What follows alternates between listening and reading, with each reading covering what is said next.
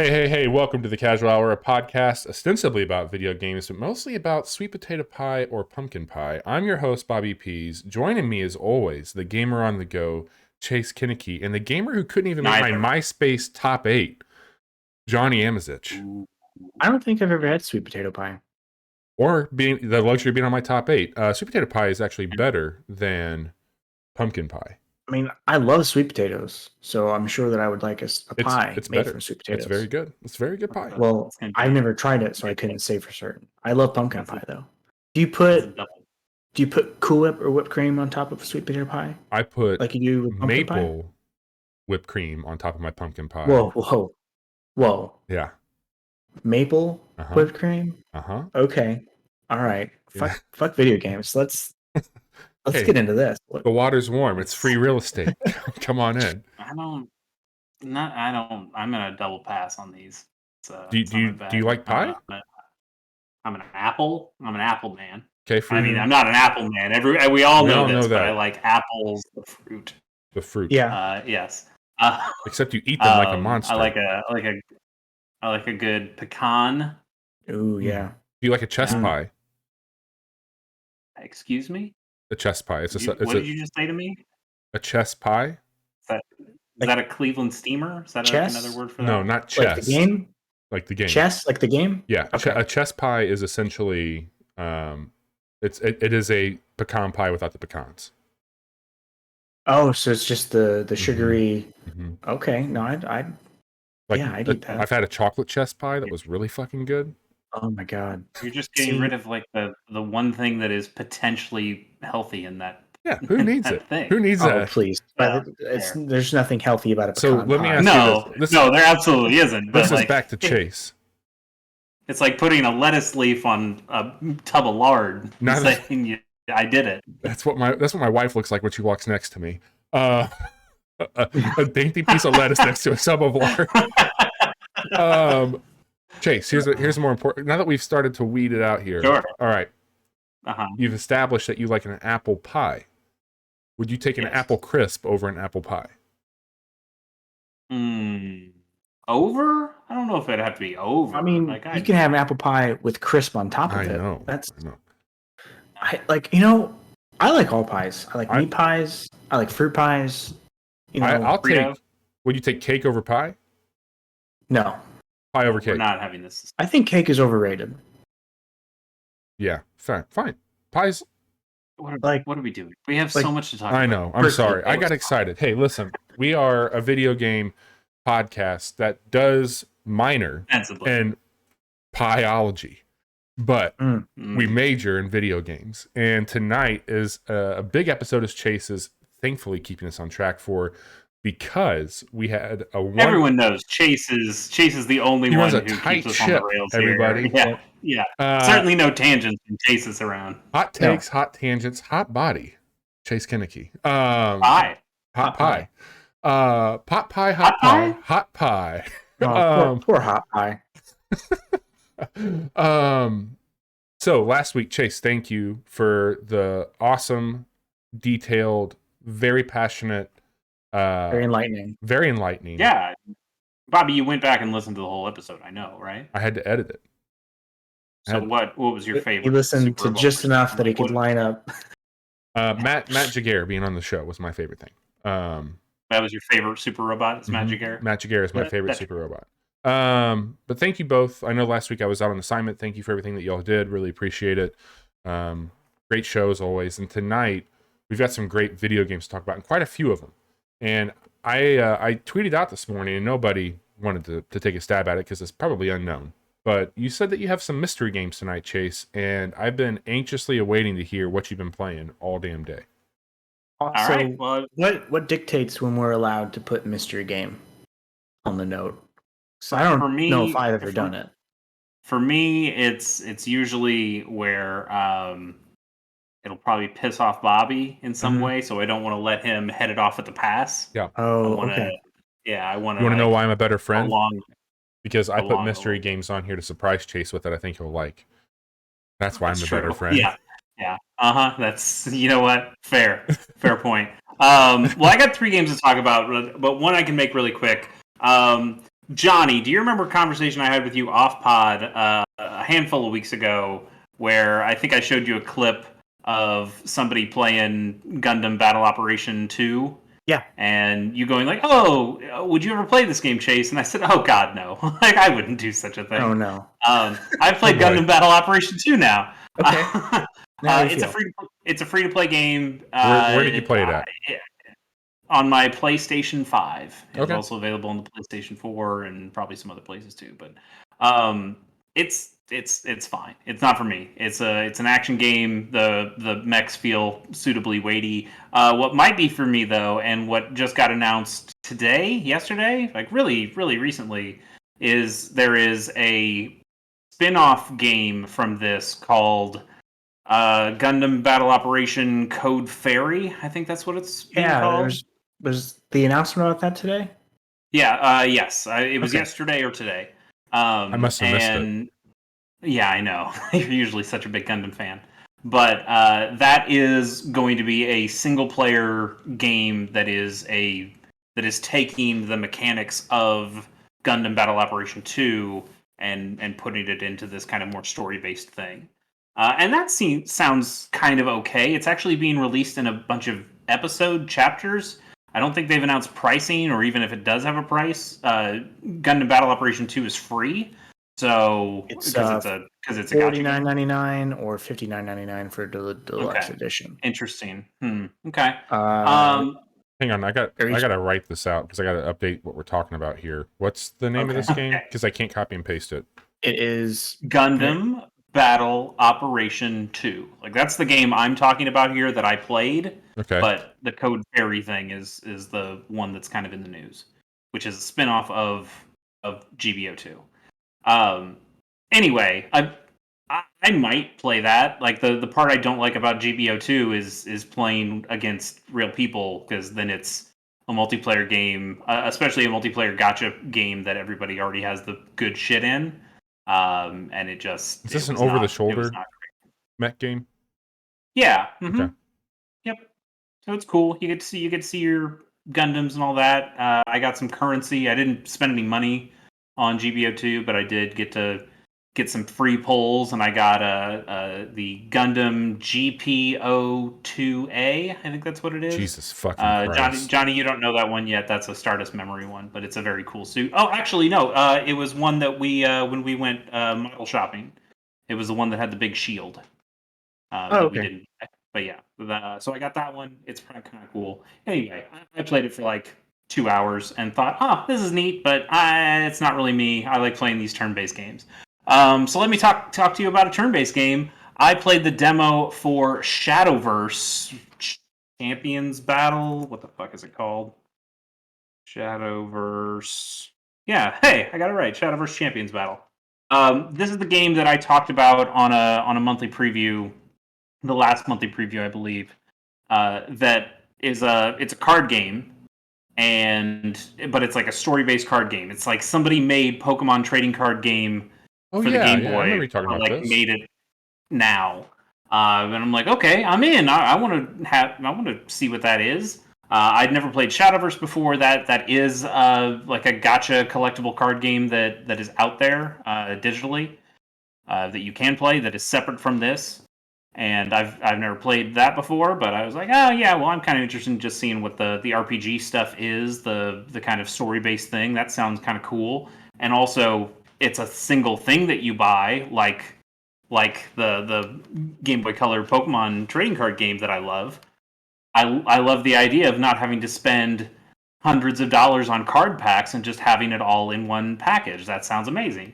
So I played it, and yeah, I really dig the story stuff that's going on there. It's absolutely playing into an anime. In fact, there is an anime.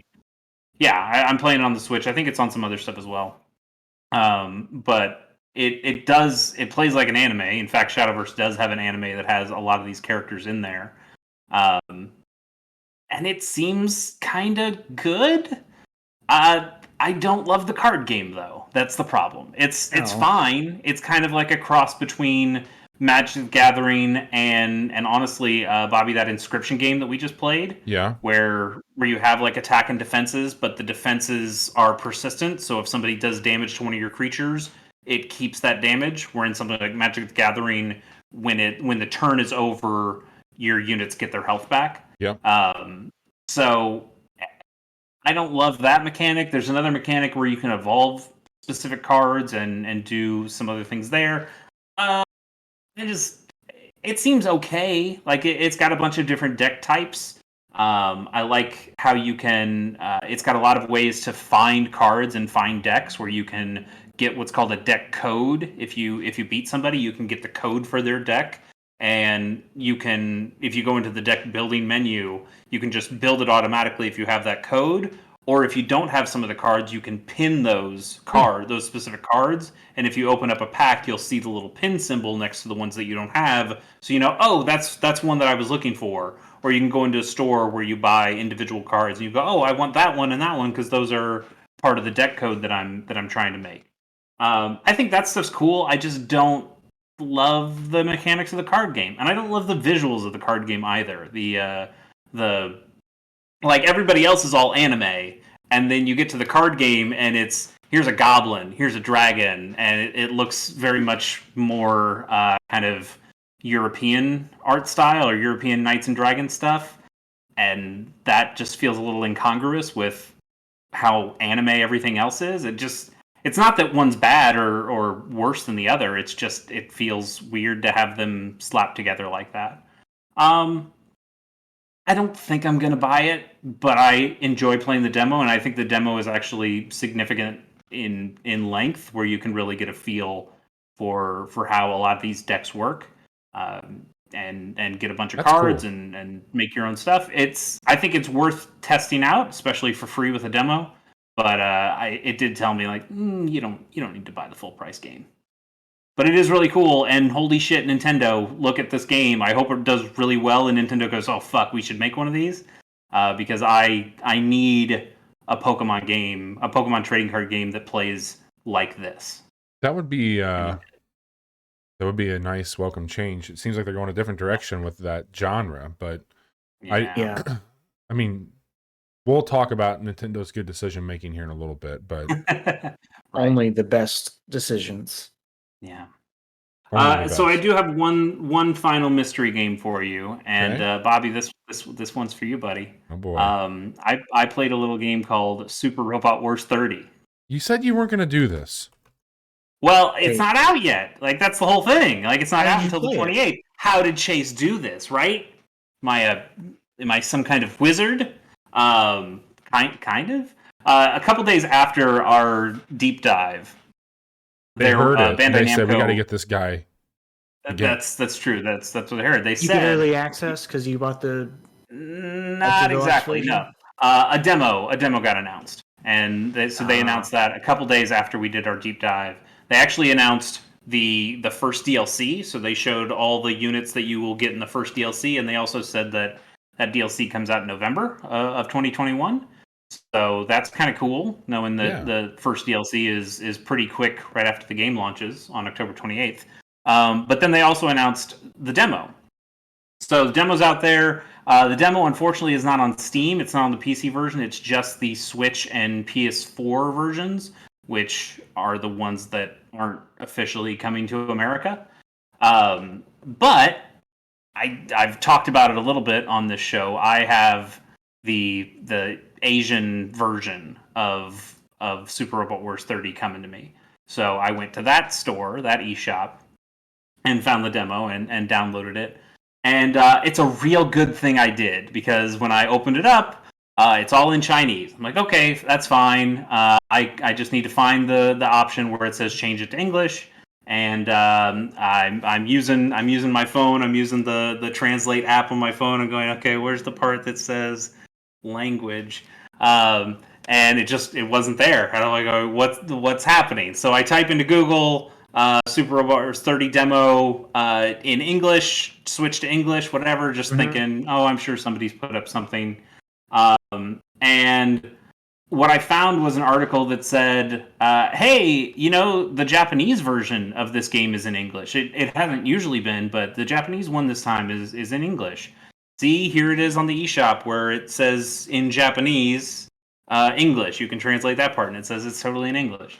It's like, oh, okay, well, I should probably go to the page on the Asian eShop that I got my pre-order and make sure that says English. So I go there, and it doesn't.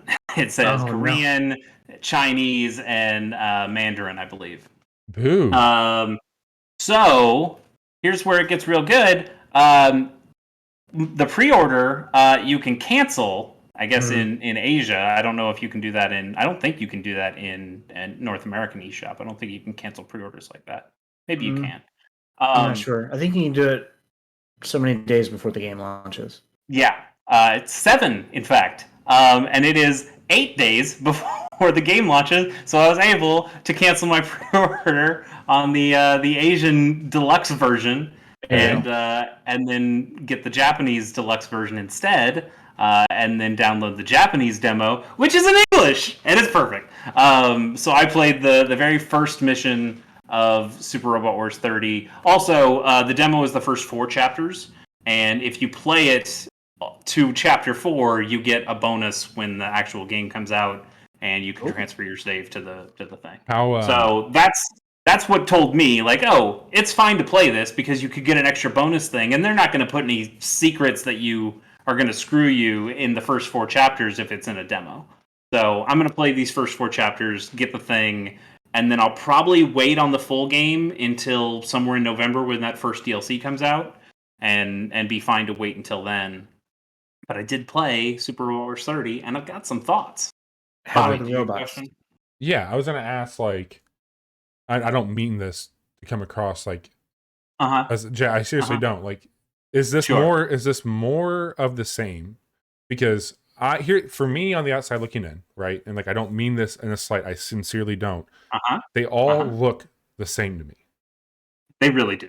They honestly do. And that's actually one of the things I like about them. Okay. Is that they are pretty consistent kind of games. This might not be. Okay.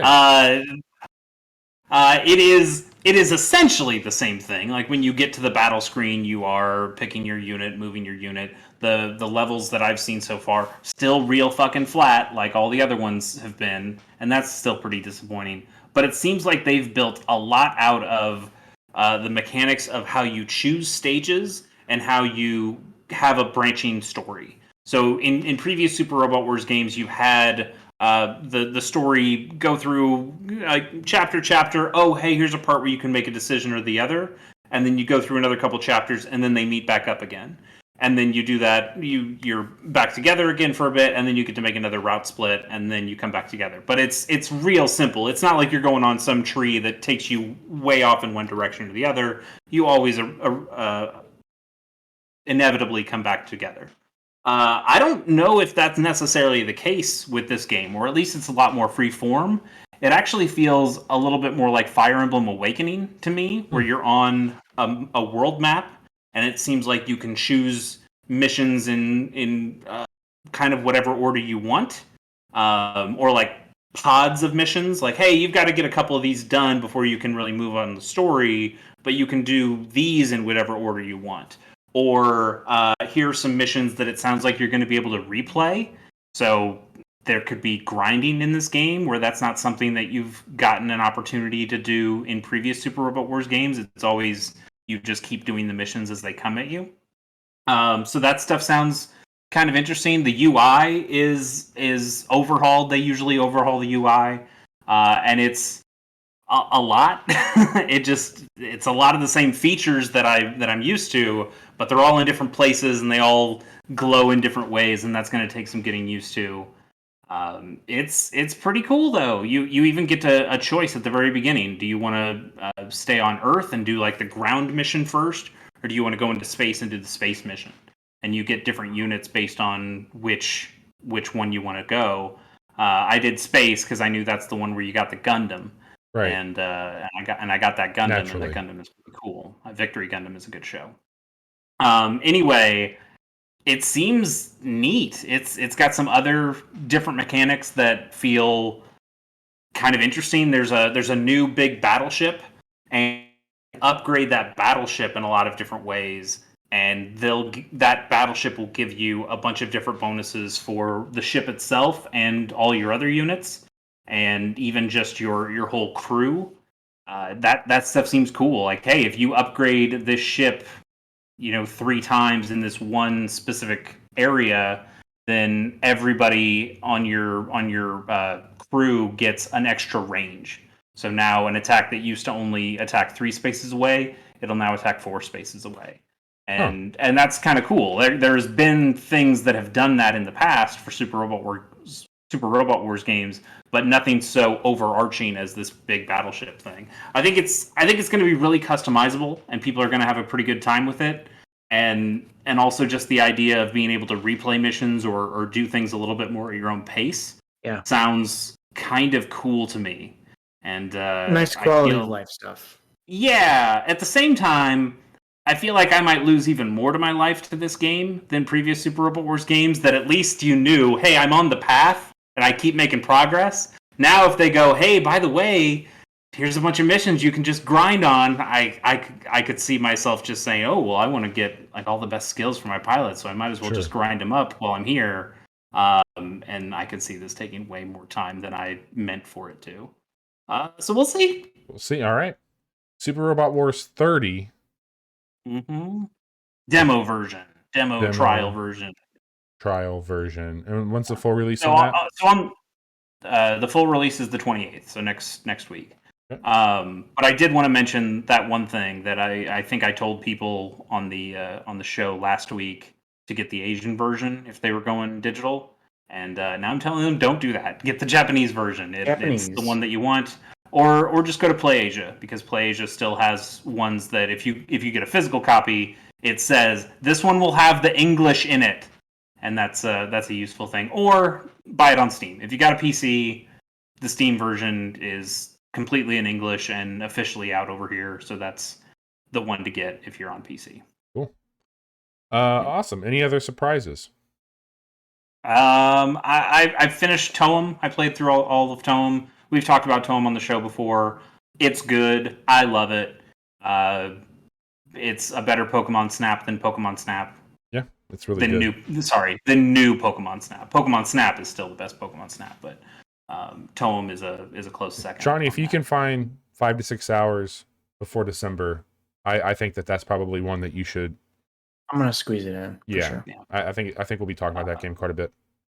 Cool, man. And I played more Eastward, but I'm not to where Bobby is. I'm still in that second town. I'm still kind of just got to that second town.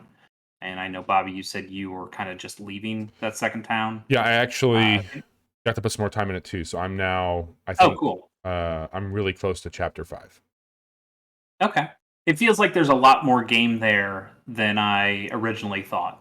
And that doesn't bother me. I think I'm actually kind of excited by that. I just need to find time to get back in and play more of it. Very good. Because I'm really liking that. Yeah. Nice. So that's it. That's everything. And World Flipper, but you guys know about World Flipper. So I've got some games to talk about, but first there's just 2 things I want to bring up on the show that I've really enjoyed that I'm not going to go into a lot of detail yet on. One is this right over here, and for those listening, I'm pointing to the Lego question block from Mario 64 that came out. Sarah and I put that together, and I gotta say that's probably my favorite Lego set I've built. It is just so fucking cool what they've crammed into that. Looks really awesome. It's so neat. So many neat little details and Easter eggs for Mario 64, and it brought back a lot of fun memories and made some new ones with Sarah. It's not just the block. Like the block opens up and has a bunch of different dioramas and scenes from the game, and it is goddamn King so the cool. Bomb in there. Yeah, that's you goddamn right. The best golfer around. Well, speaking of being the best golfer, yeah, you two got me a birthday gift. Hey, you did. And man, cool. I would have brought mine up here. What I'm holding up here is the Retroid Pocket, and this thing's Retroid Pocket 2. Retroid Pocket 2. Sorry, I gotta say, I've been talking about building a Raspberry Pi handheld, and Johnny and I think I've shared to both of you like list of things like this, and this is one of the best gifts I've gotten, and I absolutely love it. I've got it up and running, and I've been playing. What you've talked about, Chase, is one of the best Mario Golfs, which is the Game Boy Color Mario Golf, and I've been playing through that. Damn right. And I'm having a really great time. I was able to kick back on the couch tonight and do that. I did find a nice little hard shell carrying case for it, so I can take it with me now and not worry about damaging it. But I don't want to like celebrate too much about what it can do on air, but I think it does some really, really cool things when it comes to playing older video games. An emulation machine. Yeah,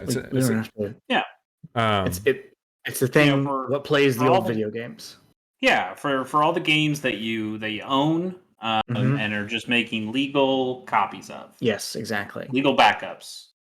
Yep, makes sense. It also comes with a selection of games that, you know. Hey, those games fell off a truck. I had nothing to do with them. This thing Bobby, I'm so happy you like it. It's so fucking cool. Everybody should have one of these. It's good build quality too, right? It's chunky. Yes, feels good. It feels great. Like even with these big meaty paws, everything works really well. It's very comfortable to play.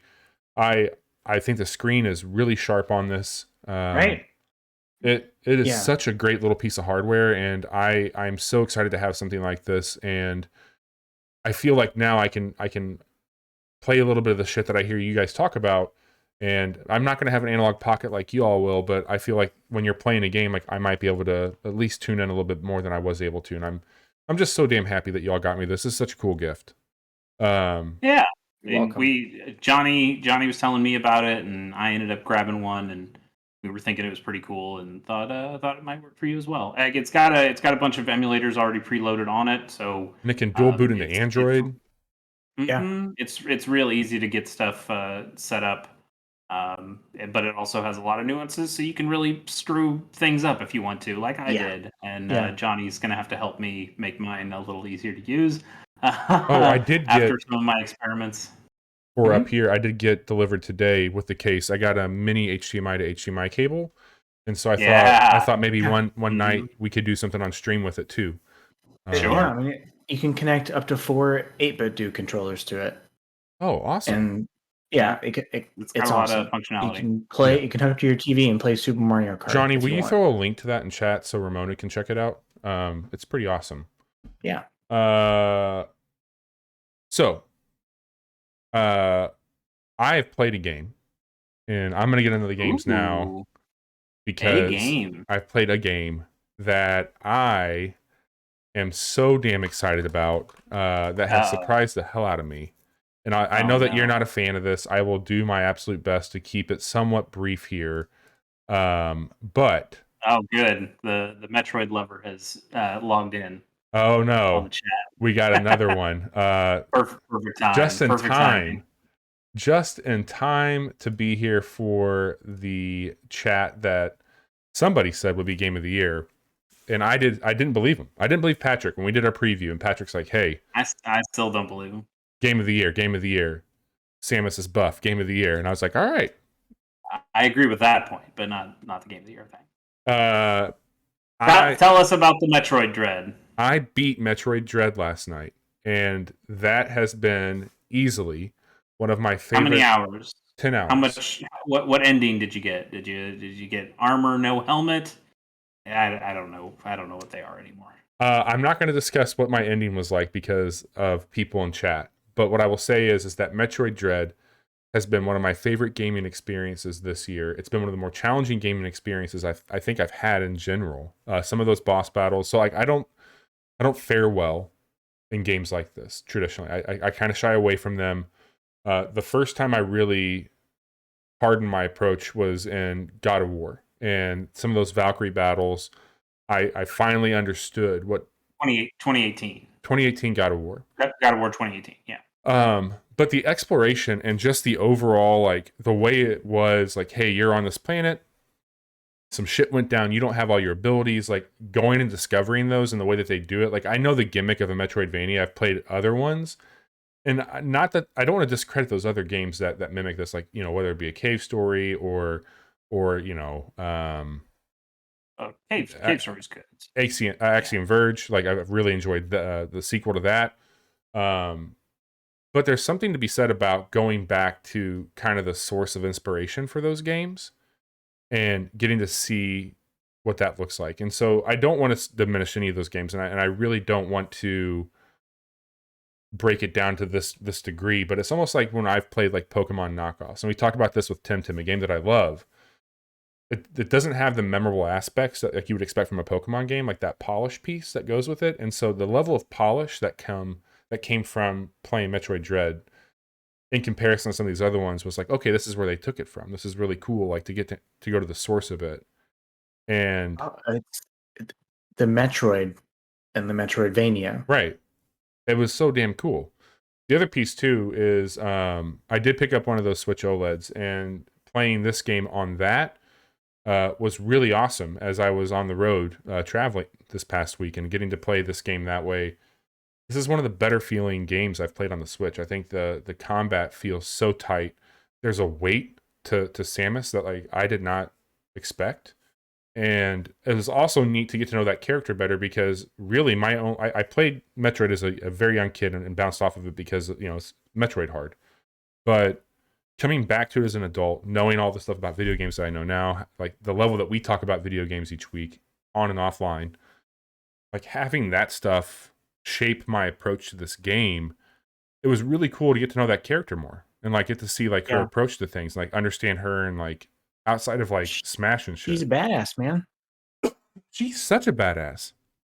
And Pat, I get it, Pat. You've converted me. I understand. Like I know where you're coming from. And I think that the hardware, I was always like, well, why are they putting out? I wasn't always like this. I'm sorry. I was like, why are they putting out a Switch OLED on Metroid? Like that seems really strange. That would be the game that they launched beside it. But got nothing else. I mean, they've got nothing else. But it looks really good on there, and it performs really well on the Switch. It might perform better somewhere else. We'll talk about that later. But I can neither confirm nor deny that. But it did lead me to play. I did fire up a few other Metroid games on my Metroid, and that was pretty cool to see what they've taken and brought over to the current one because I didn't want to come into this super uninformed. I would recommend Metroid Fusion. That's what I'm playing. Haven't played that one? Yeah. Okay. It's my favorite Metroid game that I played on the GBA back in the day. And that's the only Metroid game aside from Dread that I've put any significant amount of time into. It's just it's a series that I, for one reason or another, you know, it was like ships in the night. I did play some Metroid Prime, and I did not love the way that it controlled. So I played that for like an hour and put it down because I thought it controlled bad. But I know people love those games. So let me just do this quick little pitch on what I'm thinking about the game. Besides like my love for it, I think that the exploration in this is really cool, and I think that the way that they handle the map, it's one of the best maps I've used in a game. There is a bug in that map right now that Nintendo's addressed, and they got a fix coming, and it seems like you can work around it pretty easily. But I like the highlightability of that map quite a bit. I think that the game is fair when it comes to how it raises its challenge. I think that it doesn't hold your hand, but it gives you all the tools, and it really promotes you being somebody to explore an area. Like it is all about exploration, and I dig that quite a bit. What I also enjoy is the feeling you get when you upgrade something, and like, you know, it's going to happen. Like there's a tunnel that I know that Samus can go into the morph ball. Like I know that that's going to be a thing that I can't do yet, but even though I know for damn sure that would be happening, getting it and having that happen in the game was really fucking rewarding. And you know, I clocked in at 10 hours, and I was talking to my cousin offline. I was like, hey, I probably spent an hour and a half on that final boss, and that may or may not be true. I really struggled on that last boss. It was fucking hard, and I got really frustrated, and my wife was making fun of me because I was so pissed off. But I felt really good when I finally figured it out. And Was it like when you beat Skyward Sword? When you're like sweating? I was not shirtless sweating in the living room when I beat Metroid Dread. But Be cool Johnny, if you did. I want you to be really proud of me here, okay? Not only did I beat that fucking boss on my last night, the fucking boss didn't touch me once when I beat him. Not once. It's such a good feeling. Not once. All right, Metroid Dread, check it out. Really good. It's very good. I got my Metroid Dread coffee mug here. Came with my copy of the game that I acquired from Walmart. And I'm like 2 hours into it, really liking it a lot more than I expected to. In all honesty, I am surprised that we went from one person of the four of us. Yeah, Patrick here. One person going, that Metroid game, I can't wait to play it, and then the other three of us going, eh. And now it's the opposite. Now there's three people who everyone I follow online and like the people I know who have played it just are singing its praises. And I'm like, okay, I guess I gotta play this game. Oh no, I have to play a good video game. So I'm glad I did. I'm glad I picked it up. Really enjoying it so far. Awesome. We know Johnny doesn't finish games, so he's never gonna find that final boss anyway. So, well, let's move over to another game, and this is one that Chase coined on our show note. BBE, that would have Big Bobby energy, and I think that Chase, you're right. Riftbreaker seems like a game that was made for me. There's a lot of things I like about it. There's one thing I'm really struggling with on it. For those of you who are uninitiated, Riftbreaker's out currently on Game Pass. It's on PC as well. You can buy it. I think it's $30, I think. But it is a base building survival game with some action RPG elements. Can I guess what the one thing is that you don't like? What's that? That you're struggling with? Is it the voice acting? No. Oh. So I know that you both like tower defense games quite a bit. Yeah, I go back and forth on those. That's sorry. Our co-host Patrick is going to be having a really good time, and we wish him the best. So Patrick, love you. Take care. Be safe. But Riftbreaker is a lot of things, and it doesn't necessarily only play as a tower defense game, but you are building a base that is getting attacked quite a bit. And there's resources so far where I'm at with it. It's like there's 2 resources that you're getting that go into the currency and the skill trees to unlock more things, which I'm all in on that. Like, let me collect things, let me craft things, and let me expand what I can do. It's the aspects of these creatures coming in and just ripping apart what you've done. And so it's pretty unforgiving in that sense. So like all these things that you were grinding for, like getting the materials to build it and do that, can literally be decimated within seconds if you don't have your shit in order.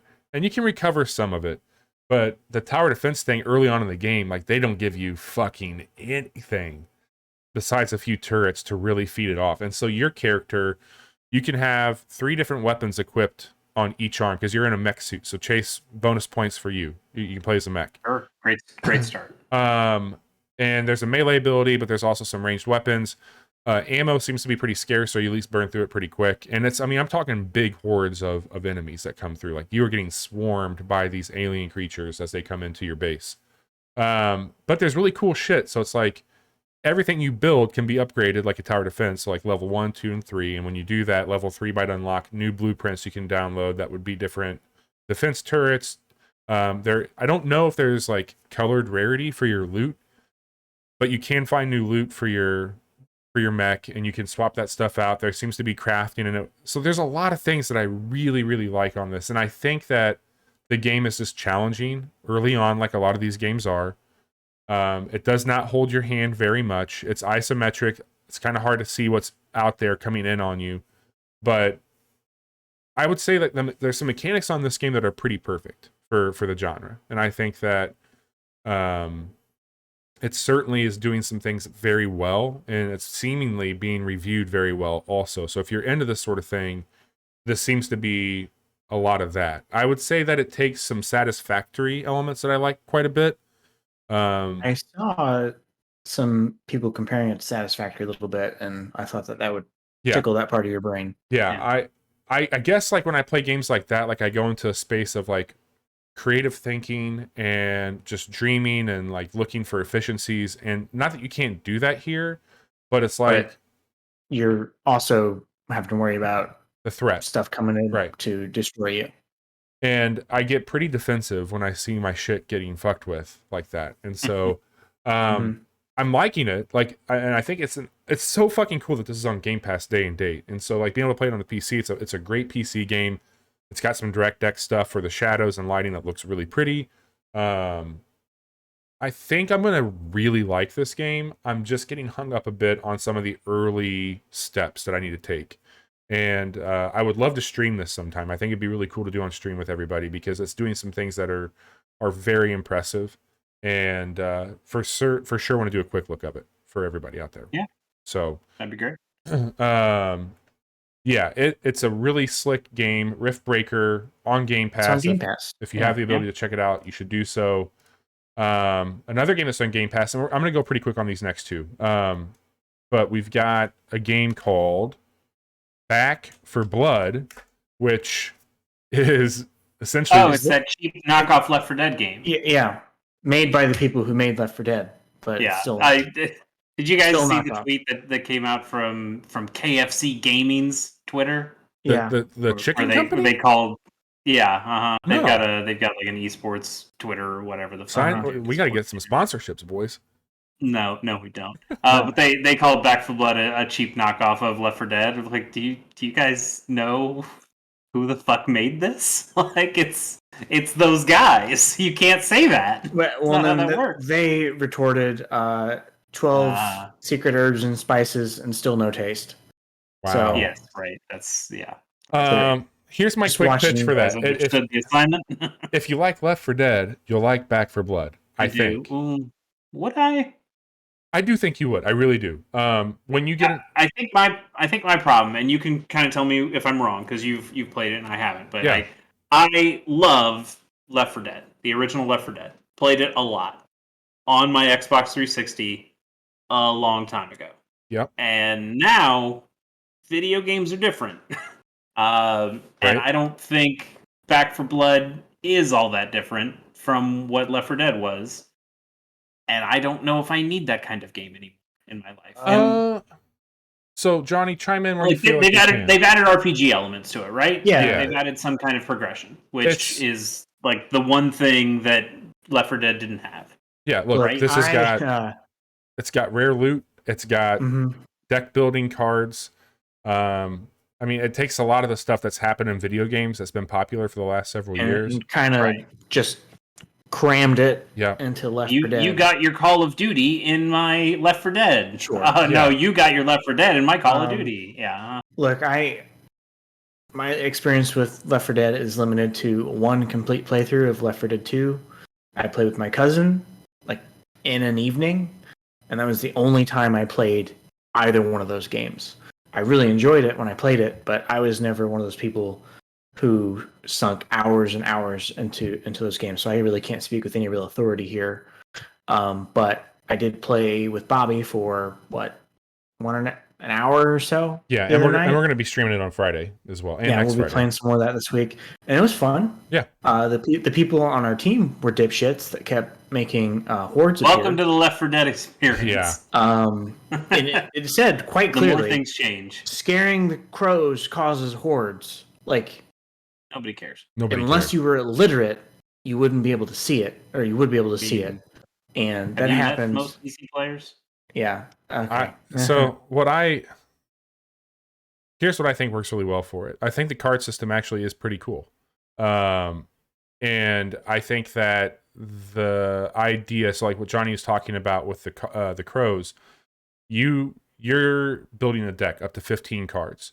So you have that, and you can make multiple decks, and you can swap them in and out however you're playing it. There's a solo deck, there's a swarm deck. Like, you have options for how you're doing it. I think there's also 8 characters currently. There's 8 characters, and each one of those characters has a like their own kind of hidden talent that they can use. And one might be they start with this weapon, like they'll start with a sidearm or whatever it may be. Another person might start with a melee weapon. But at the beginning of the match, you can draw up to 5 cards out of your deck. And you can pick one of those cards that gets, so it could be something like 10% increase to your stamina, faster reload. It does like, hey, you're no longer punching things, but you have a knife and you can use that knife instead. But then you also have the game gets to deal a card as well, and that's a card that can work against you. And so the one that Johnny was talking about was like there's like these little murderer crows that are hanging out, and if you disturb them, it calls a horde in. There's other ones where it's like, hey, complete this as a speed run, beat the level in 15 minutes, and you get 500 copper. But it does the Counter-Strike thing, like where you're in the room, and before you open the safe room door, you can shop and buy equipment for your shit, whether that would be attachments. So think of the attachments for a game like Apex Legends. It's almost the exact same thing. Like you have stocks, you have sights, you have muzzles that you can upgrade. Yeah, and you're finding loot as you progress through the level Yep. as well. So you can, like, there's rooms that are maybe not obvious that you can get into, but I found one like you could break down some boards and you can get in there. Oh, hey, there's 2 chests in here, and Yep. they've got some rare weapons. Like maybe it's the same gun you already have, but it's, hey, this is a blue instead of the gray that you're carrying now. And one of the things that Um, I think helps out there too is that it has the ping system from Apex. So you can call out like, hey, I got a muzzle over here. Hey, I have that over here, which is really fucking cool. And it brings those things over into the fold as well. So that stuff is interesting. And I think finding these guns that become really OP on a run feels good too. The game is broken up into 3 acts with multiple levels in each one, and the levels go very fast. I think that this is a perfect game for Game Pass because of the multiplayer elements. I think it's also a great game that probably will fizzle out. So having it on Game Pass, and I think them releasing it right now, especially around Halloween, is smart. And it's one of the reasons why we're streaming it this month. We're streaming it Friday night, and then next Friday Patrick's gonna join up with us, and we're gonna check that out. So if anybody that is hanging out in chat would want to tune in or play with us, we'll have absolutely. a Just seat don't open. disturb the crows, please. Don't disturb the crows. And then lastly, like we need to talk a lot about it here, but Far Cry 6, I'm enjoying that game more than Far Cry 5 by a large margin. Same. It's introduced. They sure went and made a Far Cry game, didn't they? That's why we're not going to talk a lot about it. Like if you've played anything since Far Cry 3, that's what this game is. It's got pretty good characters in it. It's got a cool setting. It's got some good RPG in it. It doesn't have the overly serious cult shit that really fucked up the last game. But I think, but it still does. It still does that thing where it gets real serious for a bit. It's like, oh, here's Giancarlo Esposito to get acting on your ass. Here's an alligator Kill with some a gold people tooth. and do some stuff. Yeah, like it goes from that, and then immediately the next thing you see is like, oh, here's a little Dachshund that is got wheels up for legs. Chorizo's like, okay, a saint. I'm sure, but Chorizo's great. there's something tonally about that series that It can't figure it out. cannot. Yeah, it just wants to be both things. Oh, look, Chase, Ubisoft doesn't do politics, okay? I've heard that. Far Cry can't be the platypus it wants to be. And unfortunately, I don't have a solution here. Like I'm not here to be like they need to do this, but like I do think Far Cry as a series, I enjoy junk food. We talk about it in the quick look, like sometimes it's nice to just have some Doritos, and sometimes it's nice to just blow shit up in Far Cry. Yeah. But I do think that they are kind of faced with an identity crisis, to your point, Chase, and I think that the gameplay, you either are in or you're out at this point. And I think that maybe they need to do some different things. I think, but other games have nailed that tone though. I think about Just Cause, which is it knows exactly what it is. It's basically playing in the Far Cry kind of thing. Yeah, it just bombastic. knows what it is. Yeah, whereas Far Cry doesn't. Far Cry wants to be both of those things. It wants to be a very serious story where we're talking about, cures for cancer and moral dilemmas. And then on the other hand, it's I've got rockets strapped to my back and I've got an ultimate now, and it's It is like I know people went on and on about the Nathan Drake, ludonarrative dissonance thing, but I feel like Far Cry has taken it to the actual extremes on both ends, and I don't know. I it's mean, it's. I think it's a Ubisoft as a whole, not necessarily. Maybe Far Cry is the most prime example yeah. or whatever, but like their game design philosophy for all their stuff, like Watch I guess Dogs, like I don't feel it. I don't feel it as much with Watch Dogs, especially not the Watch Dogs 2, because like I feel like they Right. figured it out and they were having more fun then, and then Legion was, maybe they got back off the rails. But I think about what's the other one? Division. Like Division feels like it knows I'll what tell it you, the is. one that felt really fucked up was Wildlands. Because Ghost Recon, Yeah, you talked that about was. Just Cause, like that literally, You're right. like Johnny and I were on a tractor in a Ghost Recon game riding through South America. yep. Yeah. Bolivia. Yep. It was fucking wild. Yeah, but that's still like even that had yes, you were ghosts, but you were also just like rah military guys who we're gonna go to South America and fuck shit up, and so it almost kind of worked that they were just being dumbasses on a tractor Or when they weren't sniping Is there people any in other the thing to head. be when you're doing that though? Like you kind of, I mean, I, so yeah, I mean, look, it's here's I agree. It's a Ubisoft wide problem. I'm playing this on EC with the Ubisoft Plus membership. So $15 got me this game and all the goodies that came with it. If you have a console, you don't have the ability to do that. You can check out the Luna streaming service and have the Ubisoft program there. If you're just looking to see what the game's doing, like that's a way to check it out. Otherwise, it is $60 all the way up to 120, I think, depending on what version you get. It's not a bad game. I've had really good times playing with co-op with Johnny. yeah, But it's just Far Cry, and like that's going to mean a lot of different things to a lot of different people. And so this is Far Cry.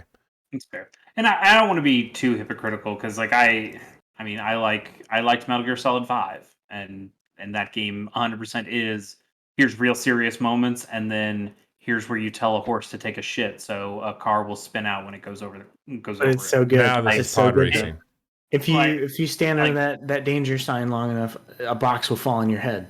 Right. You know? Like Kojima definitely does this too, and I don't know if that's just wacky Japanese man, and my brain says, oh, it's okay. But there's something about when Ubisoft does it. Maybe it's just like the kind of comedy. It comes off as Borderlands comedy, which Yeah, I know that's a rough road to walk. I don't think it's that. So I'm gonna shut up bad. because I've been talking a lot. But again, Please. I'm gonna say it one more time. Thank you both for this very thoughtful and very meaningful Hey, gift. you're welcome. This Metroid Pocket 2 is fucking awesome. Love it. Johnny, cool. I'm glad we got it for you. what are you playing? Well, aside from Back 4 Blood and Metroid, which I talked about a little bit with you, I have been playing one of the games that I've been meaning to get around to since I started watching you guys play it on stream, and that is a little game called Fights in Tight Spaces. Hey. Oh, 2021's Game of the Year Yeah. if it actually comes out this year. Yeah, what you should be Absolutely. saying is when you say it is Game of the Year 2021 if it comes out this year, Fights in Tight Spaces. That's how we say that around here. Right. Yes. I am obsessed with this game right now. Yeah, it's fucking worth everything. Any obsession you can give it, you should give it. This is a fucking perfect video game. I have been playing it on my break because I work from home and I work on my desktop. So when I put the little lunch icon on Slack, I go and make myself something to eat. And then after I'm done eating, I come in here and You get I to fire beaten. up. Yep, I get to beaten. And that game is my favorite new strategy game since Into the Breach.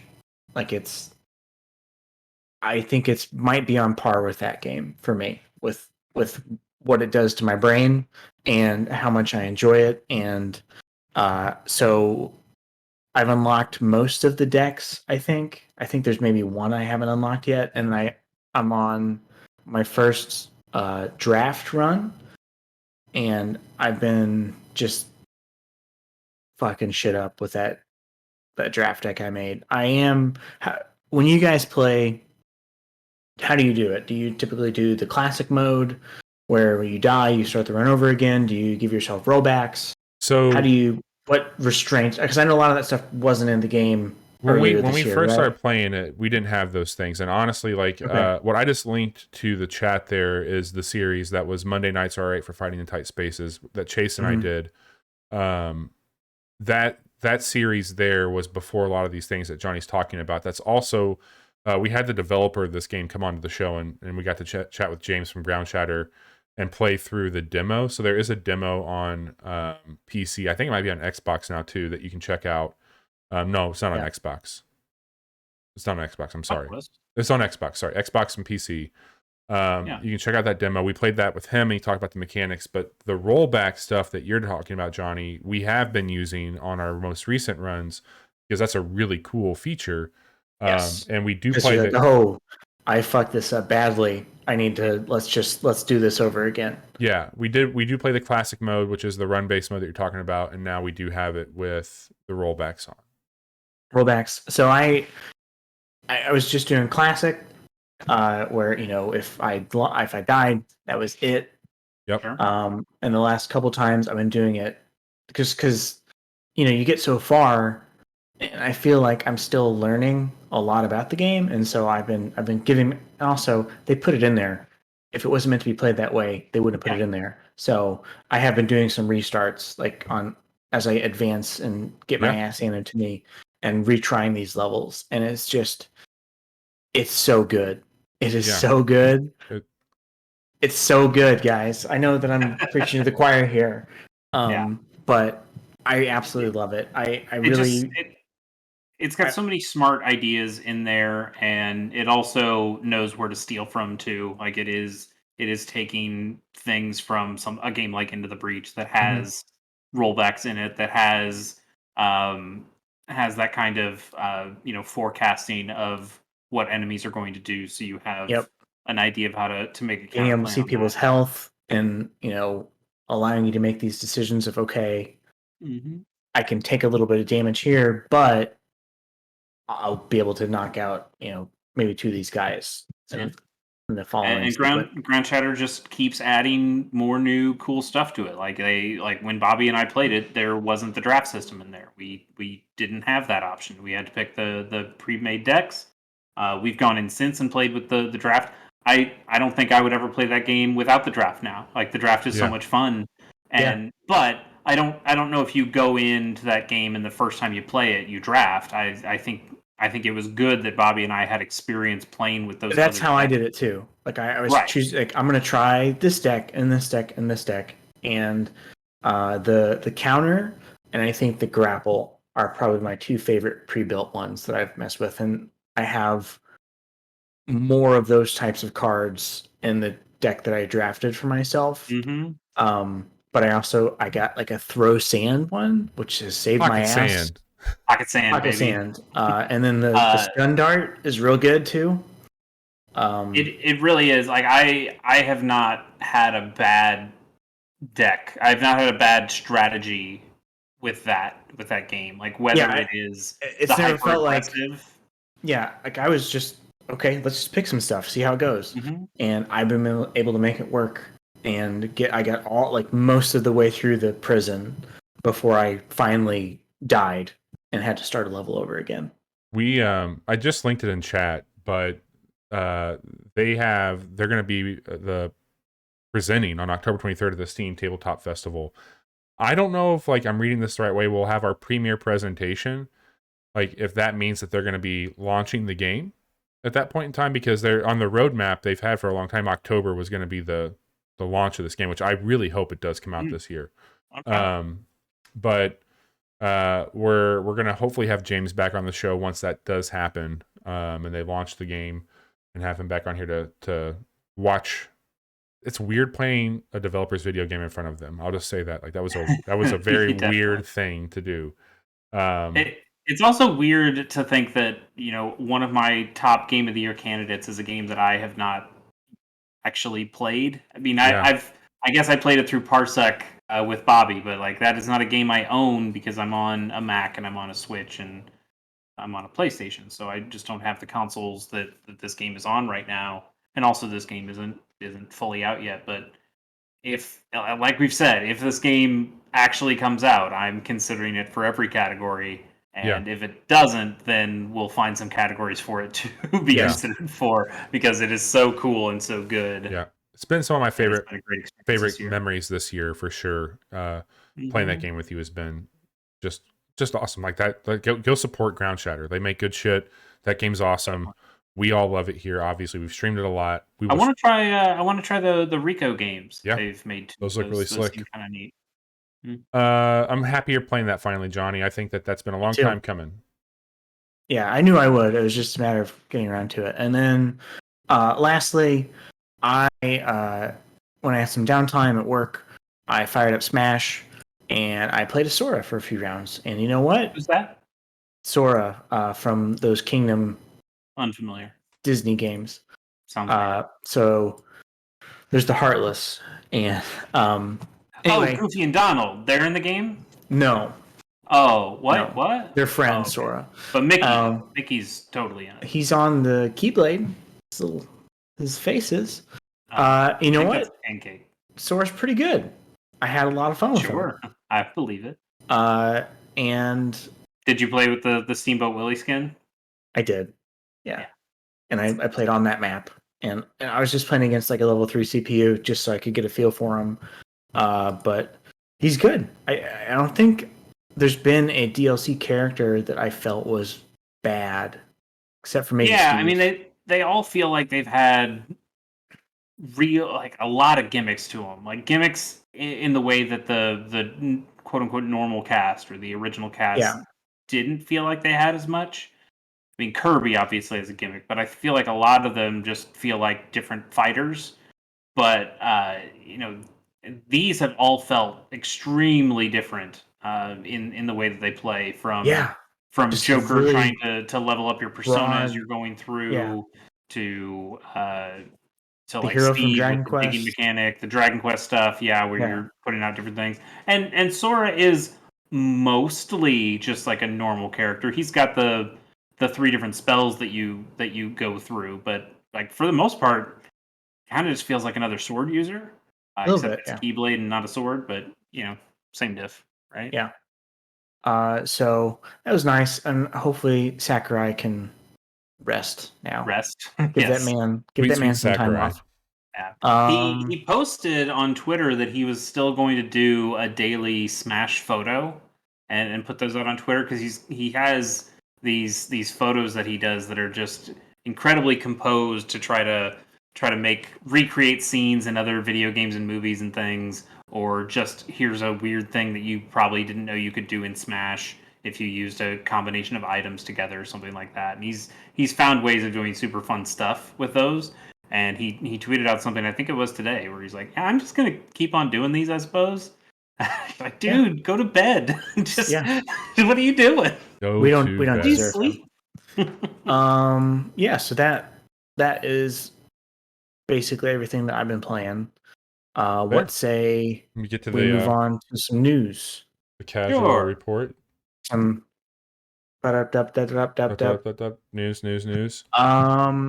So we had an Animal Crossing Direct happened. Finally, these long-suffering Animal Crossing fans will get some new content. And pretty nice things coming this Some of it they don't even have to pay for. Yeah. So Animal Crossing 2.0 will be a free update coming out on November 5th. Chase, you are far more invested in this game than I am. The resident Animal Crosser. Yeah. Would you like to... I mean, Bobby's wife has more time. True. She almost has double the time that I have in it, but I probably have My wife has played Animal Crossing New Horizons every day since it came out. Yeah. I played it every day for a year, but she beat me. Yeah. I can. You want to take us through this? Things. Sure. So from the free stuff, we're getting a couple new areas and characters showing up. We've got the Roost is going to be a part of the museum again. The Roost is like a little coffee shop that that do what? It was long rumored to come, right? Yeah. I mean, it's something that's been in a lot of Animal Crossing games. It makes sense that it would make an appearance here, and now it will be. I don't know if there are any mechanics in there. I don't think they really showed that off. I don't know if you're making coffee art or if you get some new items based on that. But it's always been a fun place to just kind of chill out and see other characters. Cap'n is back, who will show up at the dock on your island, and he will take you to other islands, which seems a lot like what the Dodo stuff does. So I'm not 100% sure what's different there. It did say that it'll be like different seasons and different times of day when you go on his Cap'n cruises. And he also will sing his sea shanties. So like the biggest hit of 2019 is back. But now in Animal Crossing, Nice. a couple years late. Harv's Island, which did you guys ever go to Harv's Island all that much? Yep. The hippie dog. Oh, the swinger. Yeah, like you'd go to his photo studio and he would you'd model for him. That's what I did anyway.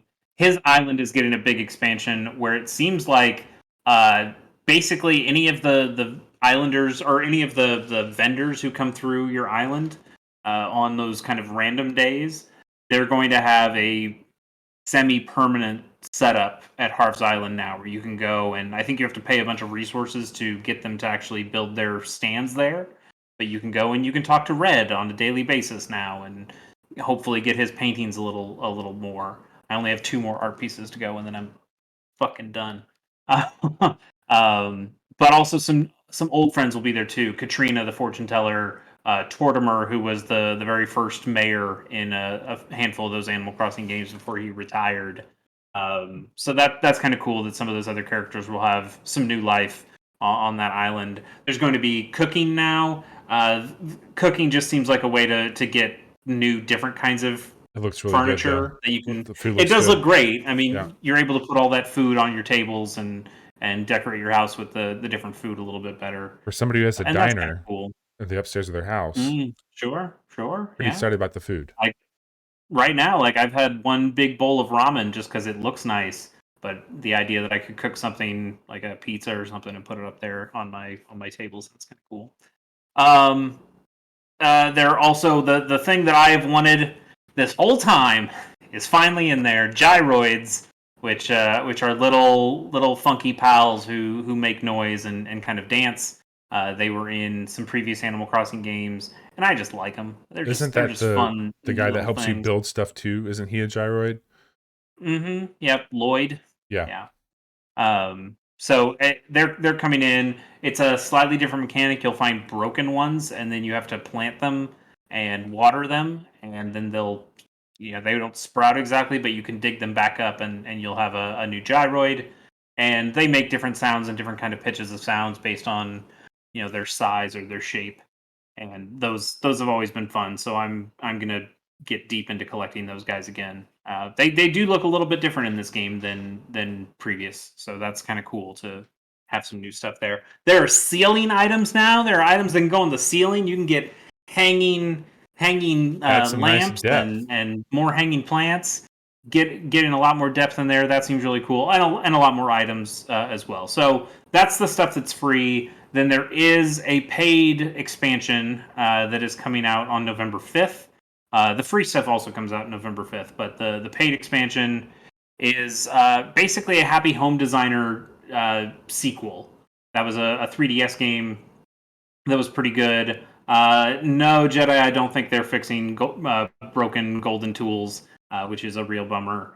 That sucks. And like all the crafting stuff is still going to be in there quite a bit, which is my least favorite part about New Horizons.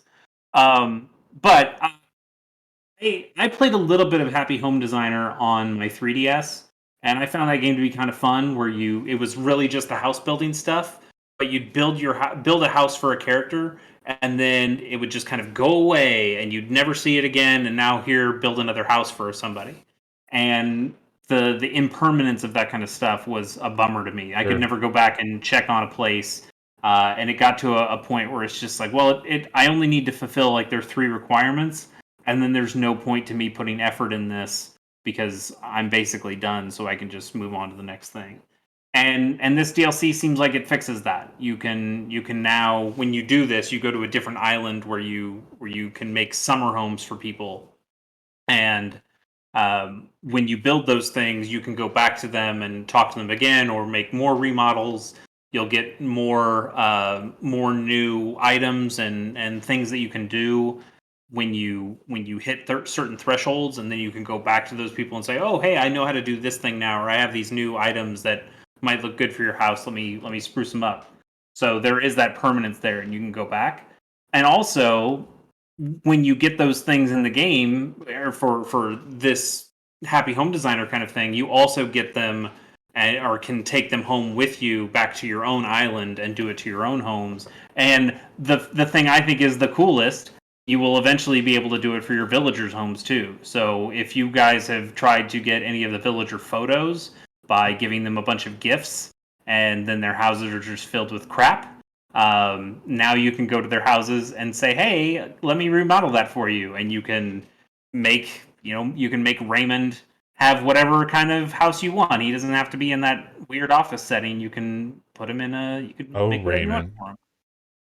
And that seems really cool. And speaking of Raymond, there are also another pack of amiibo cards that are coming out.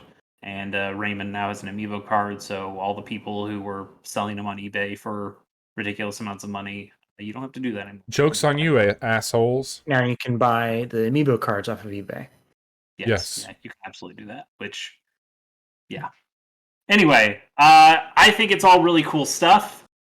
Yeah, it would have been nice to have this, 6 months ago, 8 months ago, a year ago.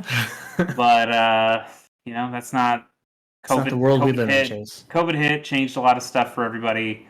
Part of me feels like it's a little too late for me. I put a lot of time into that game and have done most of it.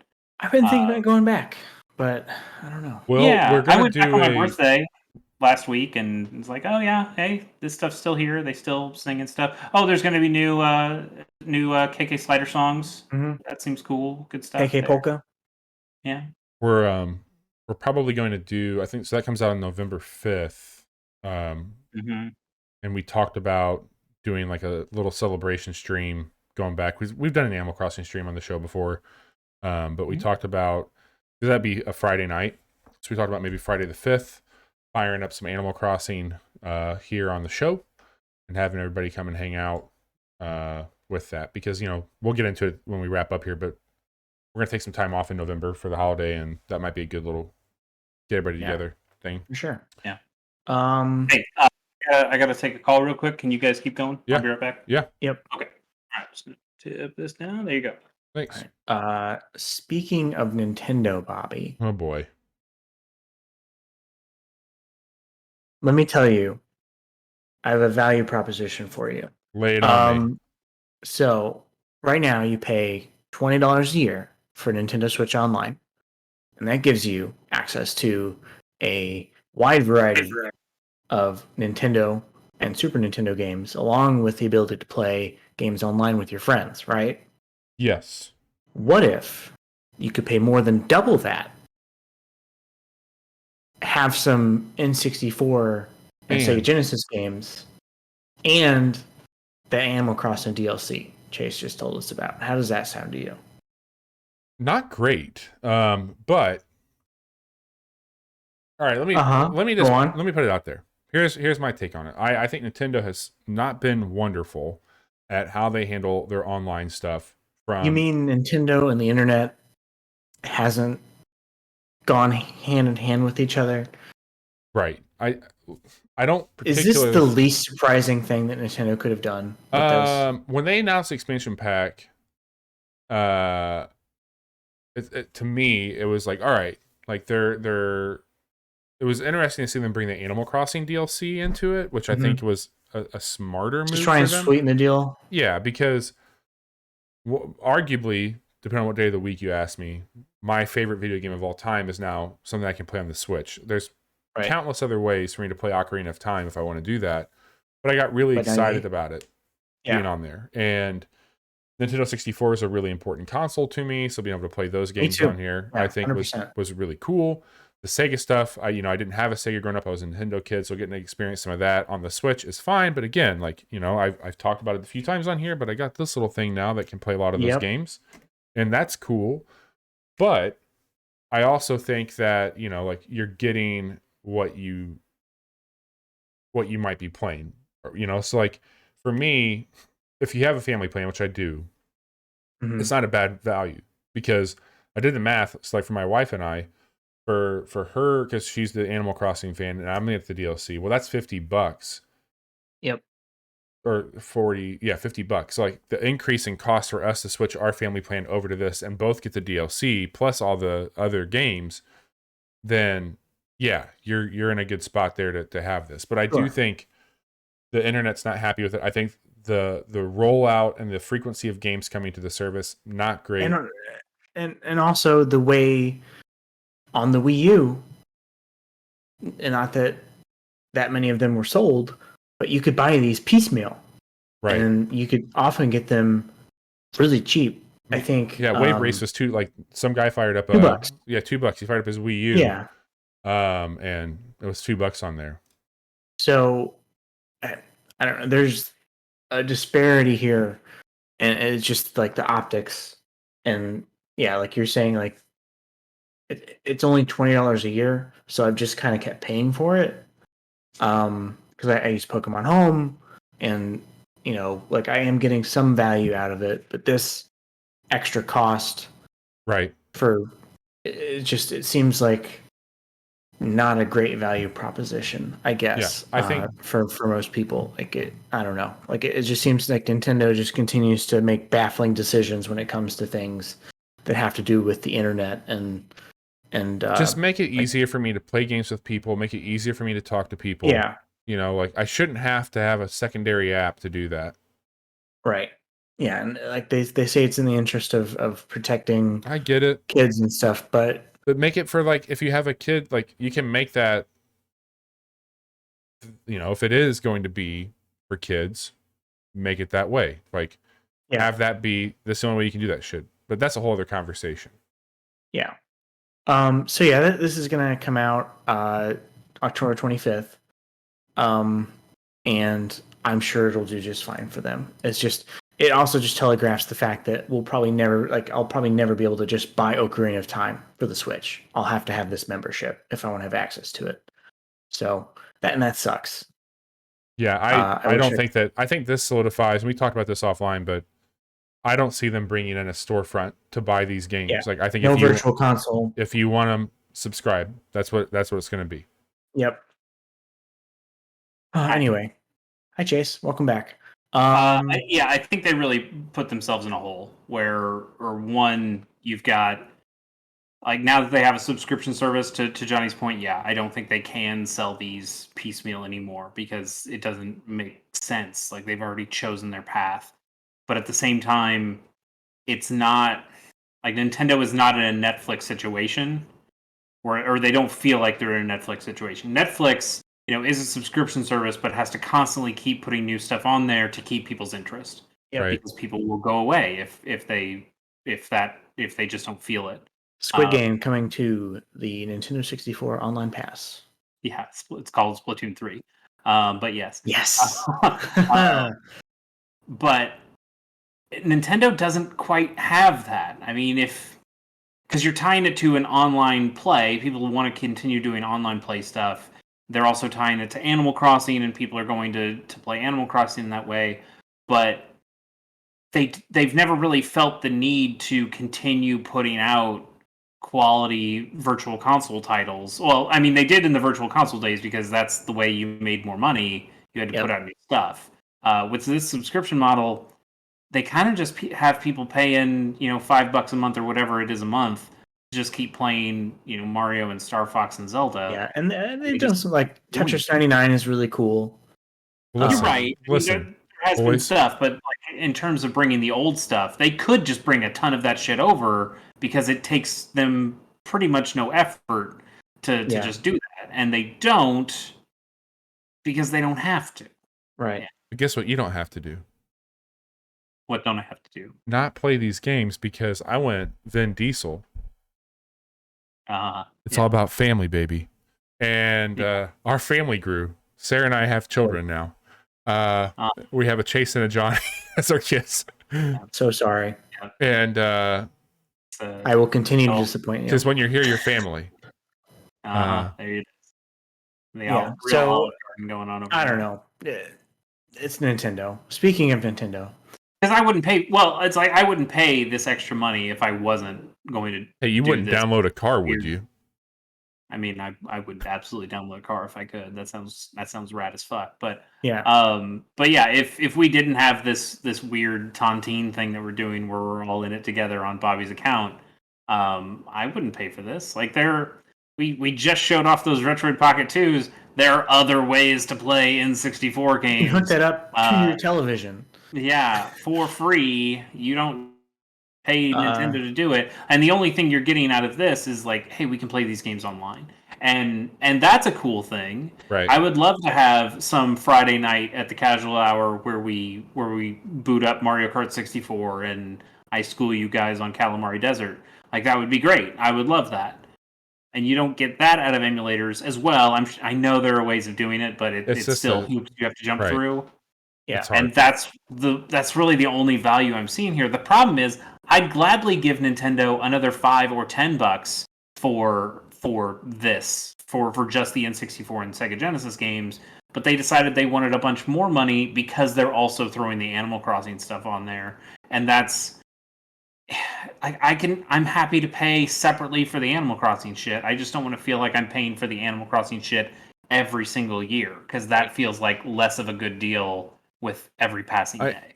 I also think, and I know we got to move on past it, but here's what I'll say. If they're doing that, right? If they're going to put Animal Crossing behind this service, the DLC for it, because they made it very clear, no more freebies on Animal Crossing. Yeah. They should have been a bit more, even if it was something like, hey, this is the new season of Animal Crossing. The next season, we don't have full details to share with you today, is happening on this date.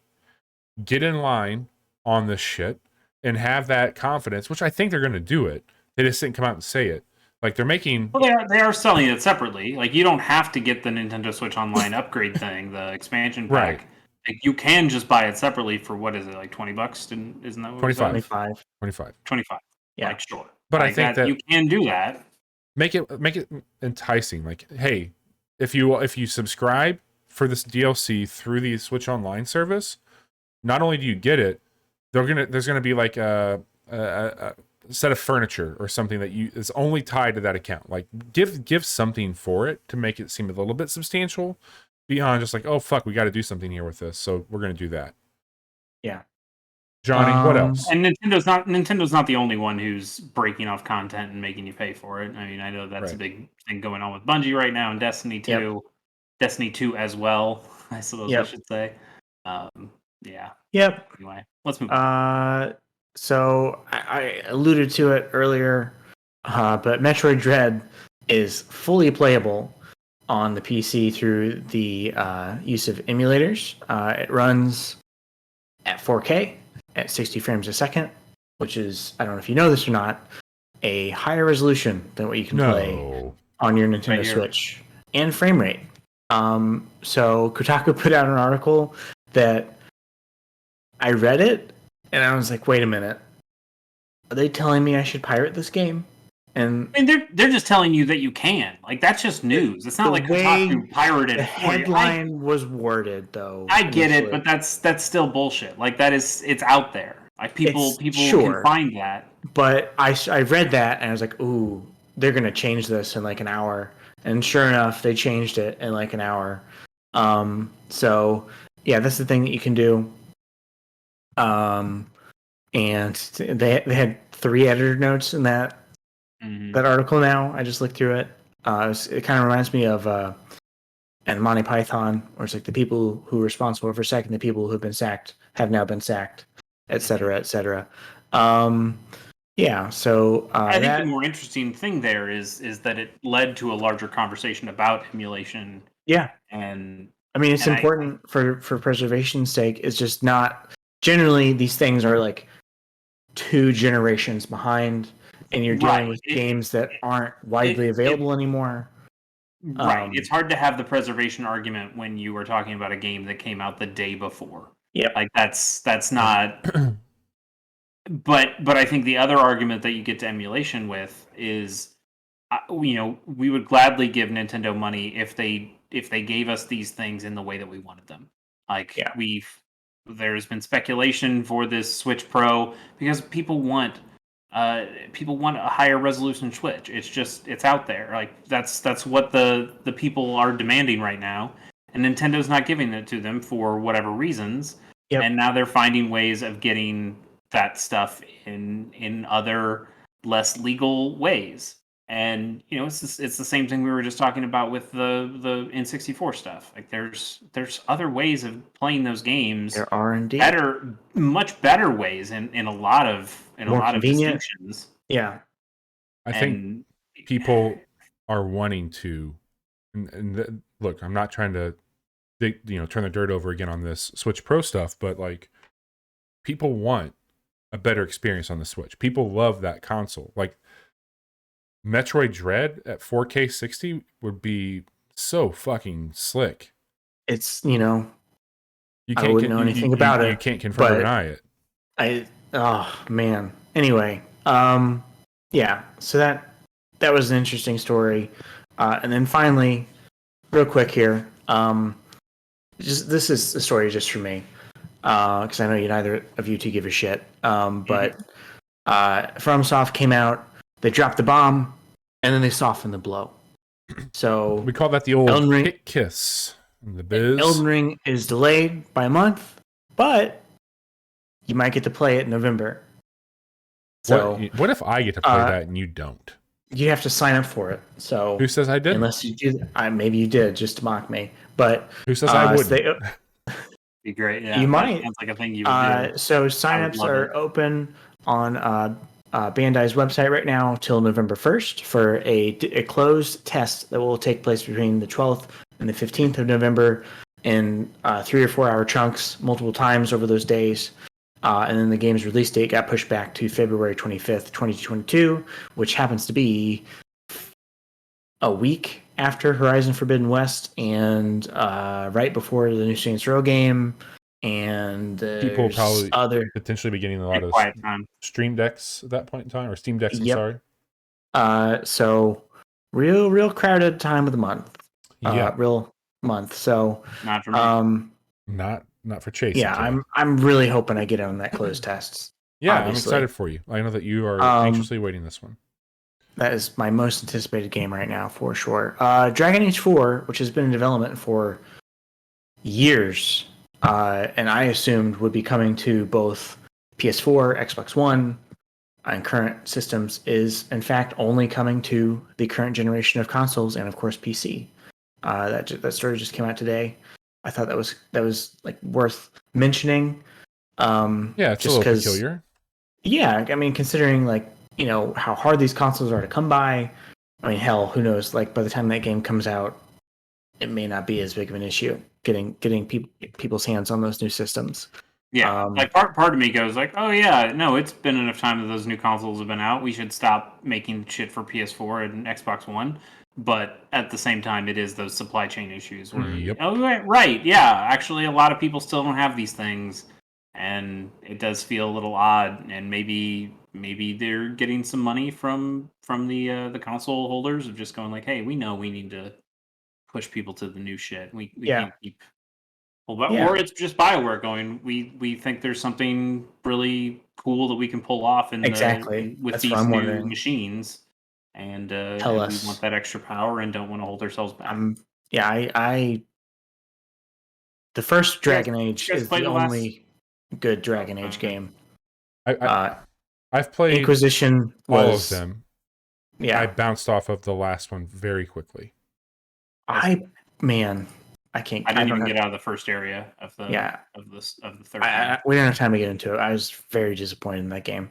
I like 2. I know a lot of people don't like 2. Yeah, it's fine. 2 is where they tried to Mass Effect it up, and it was extremely rushed. I think they got kind of close. Like I don't know. I like some of the characters. Yeah, it did some interesting stuff. Finally, today Sony announced their next exclusive that will be coming to PC is Bloodborne. Oh, wait. No, Chase, stop it. Is 2018's God of War coming to PC next year?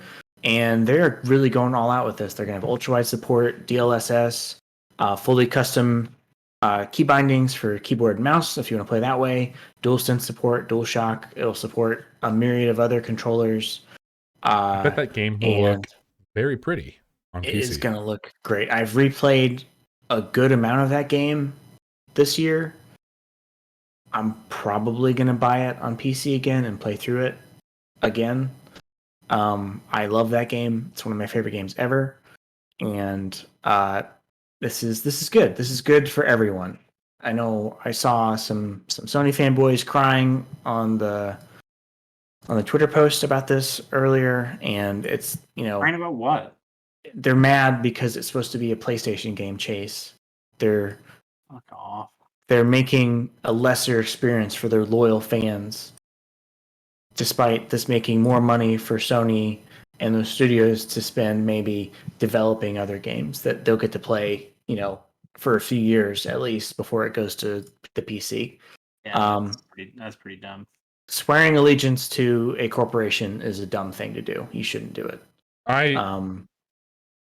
It's just so silly to get mad that other people get to play something. Like gatekeeping is bullshit. First of all, yeah. And video games are something that should be bringing people together, but clearly we're in the wrong biz. If I think, I think that God of War makes perfect sense. That's a fantastic game. It's been long enough, clearly, since that game came out. And you can play it on PC right now. I'm pretty sure. Because you can stream PlayStation Now on your PC. So if you really wanted to do it, like you can't get that upset about it. Yeah. It's anyway, it's losers on the internet. And that was all the news. Very cool. Well, let's wrap things up here. You guys want to answer Kind Colin's question here about what's our opinion of newer Bethesda games? Chase, why don't you go ahead and answer that one? Oh, yeah? You guys have both said it in the chat, so I guess I should too. Colin, I don't like Bethesda. Really, just not a big fan. I like Fallout 3. That game was okay. Fallout New Vegas is the best Fallout game, though. Which is not a Bethesda game. Which is not a Bethesda game. It's an Obsidian game. Yeah. But I think I'm not a big fan. I played way more Skyrim than I should have in college. But now I just realized that I just don't like these games. I don't like their practices. I don't like a lot of what they do. Man, I love Fallout. I love the Elder Scrolls. I'm curious to see what Starfield will be. Yeah, I'm curious about that. Fallout 4, I know, Bobby, you like that game. I did not. It was fine. Started 2 and then didn't. Yeah. I think, Colin, if you're talking about Fallout 1 through 3 on PC, he's not. He's talking about Uncharted. Uncharted. Oh yeah. If you're into those older style Fallout games, I would say check out Wasteland. Wasteland 3 was awesome. Wasteland was really cool. I really keep thinking about playing Wasteland 3. I know there's no value to it in terms of our 2021 Game of the Year show. So I don't want to put time into it. Your holiday game. But it does have co-op. It's supposed to be my last holiday and maybe that could fit in nicely to a casual Monday night. Sure. When we're not on the farm, maybe we'll be in the wasteland. There you go. Could be the same, depending on how we farm. Sure. It's true. Yeah. Well, let's wrap up here, folks. We've had a ton of fun stuff happen tonight here on the show. First of all, let me give a few more shout outs here to everybody who's been hanging out with us. Really appreciate our friends sticking around with us, and the subs and all the community stuff. Thank you, Jedi, for throwing out those subs. That was awesome.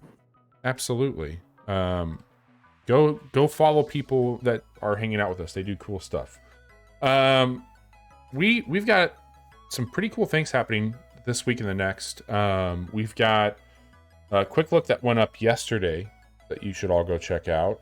Chase, did you have any teases for next week with that? Ooh, that's my tease. There you go. There it is. You got a good tease. We put up, so a game called Inscription came out on Tuesday. We did a quick look at the demo and posted it on said launch day. We're going to stream Inscription Monday night. We're going to take a break from Stardew Valley and check out Inscription as we're looking at checking out some spookier games next week in the spirit of Halloween. Johnny and I are playing Back for Blood Friday night at 10:30 p.m. Central. Next week, Johnny, I, and Patrick are going to play Back for Blood again next Friday. So if you can't make it this week, come back next week. Back for Blood. Back for Blood. We played Stardew Valley on Monday. Check out that stream. It was a good time. Chase and I are continually going down to the mines and getting our farm set up there on our new series, The Casual Life. Really good time. That game's a lot of fun. I got a cool hat. He did get a cool hat. Chase, we're going to be putting up a new quick look tomorrow for Friends. Best Friends, that is. Very good friends, yes. Very good friends. We are going to be putting up a quick look for a game called Best Friends Forever. That really cool take on dating sim, but pet sim also. You don't date pets, you date people with pets. And we're going to tell you all about it. Came out a couple years ago, but it's been sitting on my Switch for a long time, and I thought, hey, let's give this a look. Yeah, we did a blind playthrough of that quick look, and we'll have that up tomorrow at 9 a.m. Central. If you ever wanted to check out our podcast and you couldn't tune in for it, we record every Wednesday at 10:30 p.m., which is where you're at right now. But we post these podcasts Central Time, yes, Central. We post these podcasts 9 a.m. Central, wherever podcasts are found every Friday. And so wherever you listen to your podcast, we're there. If you have a random player, there's an RSS feed you can get. The easiest way to follow along with all of our antics is to follow that link right there and check that out. It should be pretty easy to check out our website and do that. But hey, Jedi and chat, if you would like to play with us, it does have cross-play, so hit us up and we can make that work. Should be a good time. One thing that I'm going to tease right now, we've had a few people talk to us about it. I'm working on it on the back end. We are working on getting our Discord server public, and we've used Discord really just for kind of chatting and recording stuff, but we're going to start to let you all hang out with us throughout the week and share some of the things that you're doing. Maybe have a little bit more of a dialogue around some of the things that we cover in news. Maybe talk a bit more about games that you think we should quick look. And especially on Game of the Year, like we'll be posting a little bit about our categories there, maybe getting some of your thoughts included on that. But we'd like to, one of the reasons we're doing this, and I talk about this all the time, and I know we got to wrap up here, is to hang out with all of you. That's why we're streaming. We've done a podcast for years. And so to have you all hang out with us and chat means a lot to us, and to get to connect with you all and talk about video games and maybe learn about video games and teach you about video games that we dig. Like, that's the reason we do what we do. We all got families and jobs that keep us pretty busy. Like, this is never going to be a career for us. It's just something that we get to do to hang out with each other, and to bring more people into our little corner of the world means a lot. And we don't even like Johnny, so it's really nice to have, other people there who can balance him out a little bit. I don't like me either. I don't even want to be here anymore. I don't want to be around anymore. This chin kills me. But we really appreciate everybody. We will continue to create spaces for us all to hang out and talk about video games that everybody's welcome to, regardless of where you fall on any other subject. We are happy to have you here at the Casual Hour. The Casual Hour is for everybody. And thank you for all the support, the subs. We've got some really cool stuff planned for next week. We might have a guest hang out with us on Friday night for some Back for Blood, which is great. And then we'll have a new stream schedule that we'll post next Monday morning with all of the fun stuff we got going on there too. So if you want to follow along with other things that we're doing here, Chase does some incredible things outside of hanging out with us and putting up with us. Chase, what are you up to? Incredible's maybe a strong word. I know I'm not the biggest Metroid Dread fan, but I did do a podcast recently with my friend Matt Jiggy-san Jaguar.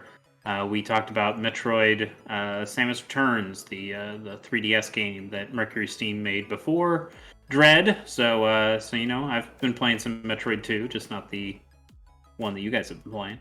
But you can find that at gamersonthego.com. And then also, I've been playing through Super Robot Wars X in the run-up to Super Robot Wars 30 coming out here at the end of the month. And those episodes have been coming out every Monday, Wednesday, and Friday. Those will keep going until mid-November. And that's been a fun time revisiting the first Super Robot Wars game that I ever played. Oh yeah, Playing it with the knowledge of how those games actually work, and able to kind of get in and show off some of the cool stuff there. But you can find that at Chase K Plays on YouTube. nice. And Johnny, before we get to you, somebody on our stream Monday night made a comment about the cost for me to be nice to you, so I raised the price. It's true. Yeah. So Great. Seemed a little too approachable. Why do we even have it? as a reminder to people. Yeah, I mean, it's nice to want things. Yeah. Can't have them. The whole but- point of this is for people to watch our show longer to accrue points. So if you think about it, we're really just asking people to commit to something just to see us do something they don't want to see, which is really I mean, cool. Johnny, I'm more than 25% of the way to being able to afford that. So And Johnny, you know, if you say anything else about it, someday. Johnny, I'll raise it again. I don't give a shit. Well, great. All right. You already had to do it once, so Oh, we've done it more than I've once. done it more than once. oh, you did. Yeah. Yeah. Oh, yeah. It originally was 10,000. Yeah. If I you, thought you had just had to do it the one time. no. No. We've done it No. multiple times. Yeah, it's Oh. we're at 40,000 points for me to be nice to you. So Okay. keep it up. Mm-hmm. What? Speaking of keeping things up, what have you been doing? Hmm. What have I been doing? Yeah. Weird way to throw that over, but okay. This is me and I have an 8-year-old son named Jude, and we just watched Spider-Man: Far From Home together this week. Neither of us had seen it. Very good. We just wrapped up the MCU a few weeks ago, and that is a really fun movie. Hey, so- can you share what your son said to you about Minecraft? No, I don't want to get into it. I do. Fair enough. I'll take 10,000 No, points let's- off. Let's wrap it up, Bobby. All right. Maybe next week. Maybe next week. Hey, thank you, everybody. It's been a lot of fun. Again, come back, hang out with us Friday night. We're going to be doing some fun stuff on stream. And check out youtube.com/casual tomorrow morning at 9 a.m. for a new quick look. Thanks, everybody. Take care. Be safe. Bye.